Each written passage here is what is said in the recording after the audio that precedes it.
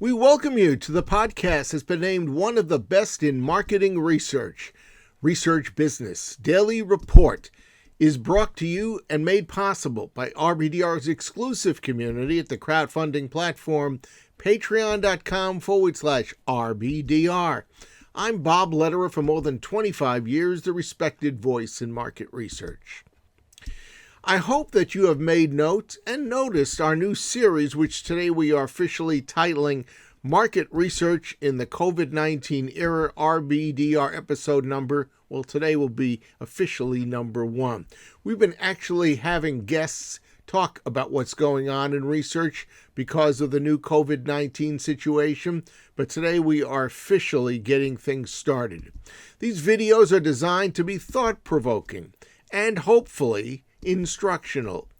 They come from researchers of all stripes and areas of concentration and expertise.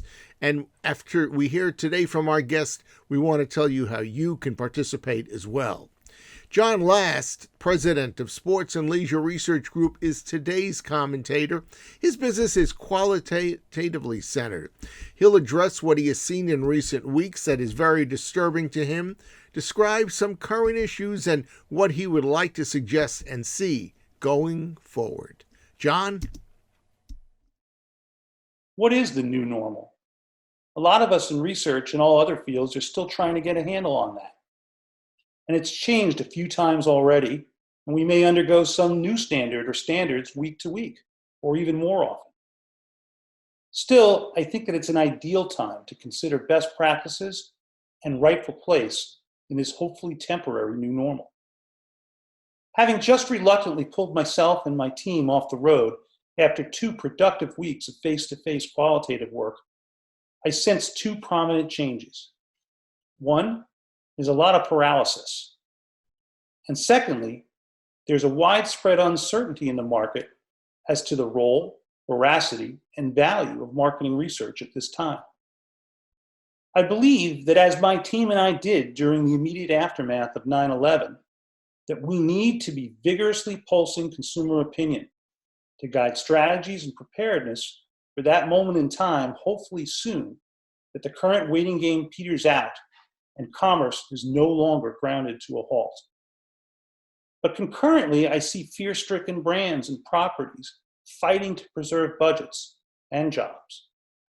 This creates greater inertia, and I'm not sure how to best stop that without seeming insensitive or perhaps overtly opportunistic. That strikes me as a great conversation for the industry to have. That aside, I can't help but think back to our annual sports fan participant attitudinal work conducted in early January. Earlier this year, we were pleasantly surprised to see a bullishness and zeal to get out there and consume and spend that we hadn't seen in a decade. This was accompanied by a similar high point in consumer confidence and personal optimism about the future, both short and long term. But what's complicating the current situation is how easy it is to consume news reportage and be entrapped by the loudest voices on social media and come away with a totally different perspective, accurate, somewhat accurate, or perhaps even very off base. And it's painful to perceive that all of that early first quarter optimism is being ripped away right now, with no assurance when it will build back up. And that raises another opportunity for marketing research. We need to leverage our ability to get past the loudest voices and get to the foundational and fundamental truths and their short and long-term implications. I share this as one interim perspective, and I sense that many, like me, are sitting in makeshift home offices contemplating appropriate actions as many projects hit the pause button. I believe that many individual researchers, agencies, and suppliers would benefit and see value in participating in or observing thoughtful discussion about these and other situations. And it's my firm's intent to be a part of that discourse. Our thanks to Jon Last. We produce RBDR as an information service, always have for now almost 7.5 years. And in these very challenging times, it's our intention to actually continue to transform our reports specifically into a more valuable information resource in these trying times. So if you have a perspective to share, we want to hear it, and we'll schedule you for an appearance on RBDR. Now, everyone in the research community is eligible: independents, clients, agency people, suppliers, even association personnel. And all you have to do to get on the queue is simply email me at rflbob@gmail.com. We'll get you scheduled, we'll tape you, make it as easy as we can for you, and hopefully you'll be helping us help fellow researchers. And by the way, we're even contemplating a panel or two to stage debates of points of view which are emerging in research and which very well could languish for some time in this new era. So volunteer for that as well. Same instructions, just send me an email.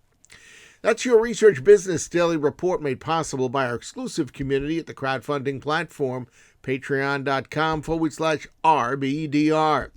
Thousands of research executives really can't be wrong.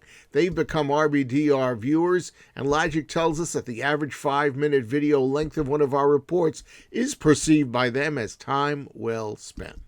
And those executives aren't reluctant to demonstrate how much they value RBDR, because you see, they forward select reports both internally and externally.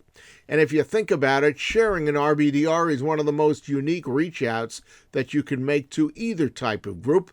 And imagine how influential it can be if you really provide something that makes a dent in the people you send it to.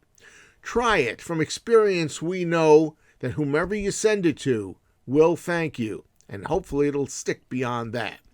With that in mind, please visit patreon.com/RBDR.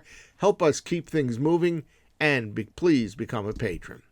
Have a great research day. I can't emphasize enough that we hope that you stay safe, and we will see you on Monday after the upcoming weekend.